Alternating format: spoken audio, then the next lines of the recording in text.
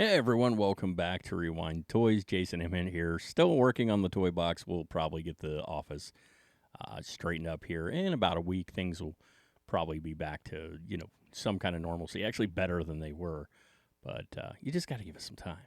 There's a lot of moving parts, But we're going to continue with the show, as always, up and until then.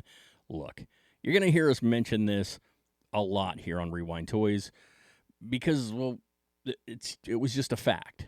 The Teenage Mutant Ninja Turtles forever changed the face of cartoons and of toys. Now, everyone out there wanted on board the anthropomorphic train. And a few, they managed to actually land. And today we're going to be discussing one of those lines. Today, here on Rewind Toys, we're going to be talking about the Street Sharks.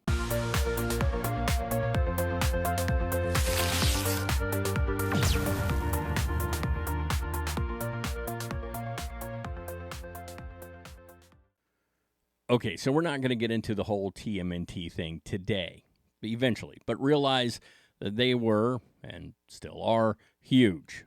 So with that in mind, let us venture forward to the year 1985, when a guy named Joe Galliani takes a temp job at Mattel. Galliani busted his butt, took every opportunity that was offered, and eventually he worked his way up to become a writer for several brands within the company. Now, eventually, he would work his way into numerous departments: sales, licensing, promotions, and, of course, design.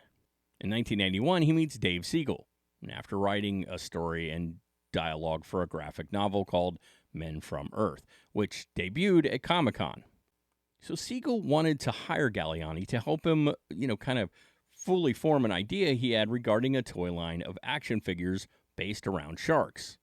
Now, what they came up with was Street Sharks.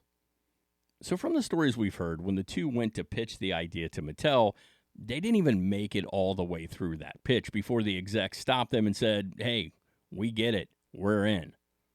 The story of the Street Sharks was of four brothers, Bobby, John, Coop, and Clint, who were turned into human-shark hybrids by the evil Dr. Paradigm after Paradigm betrays their father and uses his invention, the Gene Slammer, to turn him into a monster.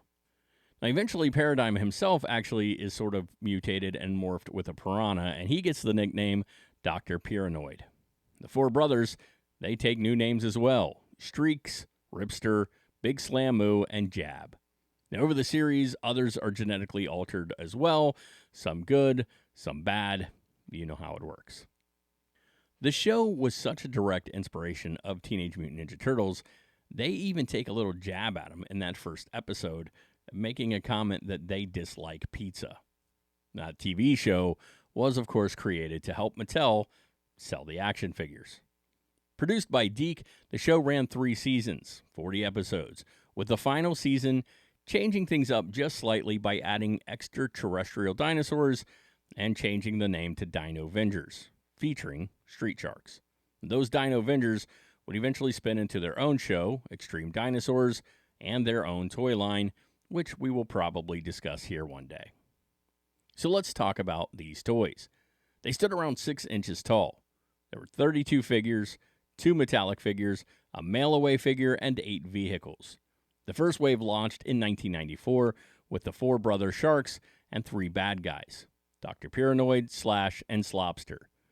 It is important, really important, to know that originally Streaks was called Blades, and that the first action figure was called Blades before they ended up changing it to Streaks. So if you find them in box and it says Blades, you actually probably have a fairly early version. The second wave of toys gave us 5 more characters, but changed the packaging, which was kind of a bummer, but for cost sakes, it made sense. It's just the original packaging was kind of cool and looks great on display. Killamari, Rox, Moby Lick, Ravenous Ripster, and Streaks all came with that second wave. Wave 3 gave us 5 more: Evil Reptile, Radical Benz, Jetpack Jab, Power Bite Piranoid, and Slugger Slam Moo. Wave 4 gave us Manta Man, Pool Shark Ripster, Super Slam Moo, Moto Streaks, and Turbo Jab.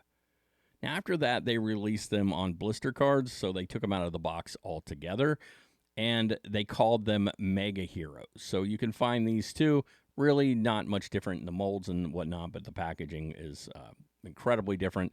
They also released Night Fighter's Hydrofire Jab, Sting Shot Streaks, and Trap Jaw Ribster. Now, honestly, if you are looking for original Street Sharks, these guys can be a little difficult to find, especially complete, as they had more accessories than a lot of other figures did. Now, the final run of 4 figures were called the Space Force figures.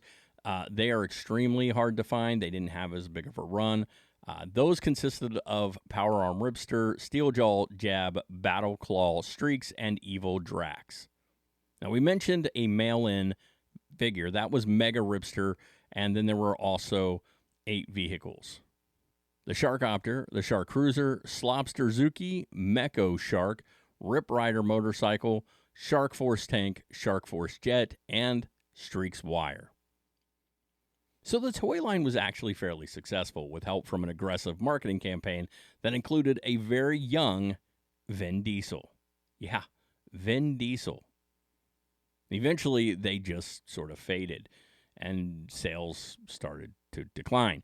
So I think one of the big differences between a lot of these shows and the constant Teenage Mutant Ninja Turtle revivals is the backstory. The Turtles have such a intricate and rich history built in that they are able to rebrand themselves quite often.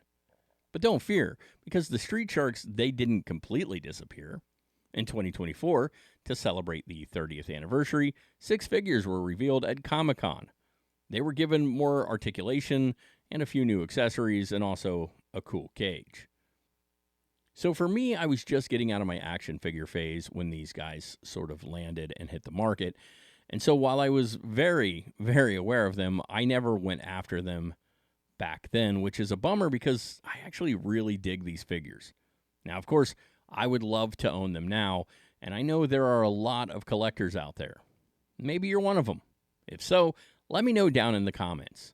Then go take a big bite out of that subscribe button. We've got a lot of stuff coming in the future, and hopefully you guys will be here for it. Until next time, guys, when we open the toy box to you once again, remember, when it comes to retro toys like these, the hunt, well, that's half the fun.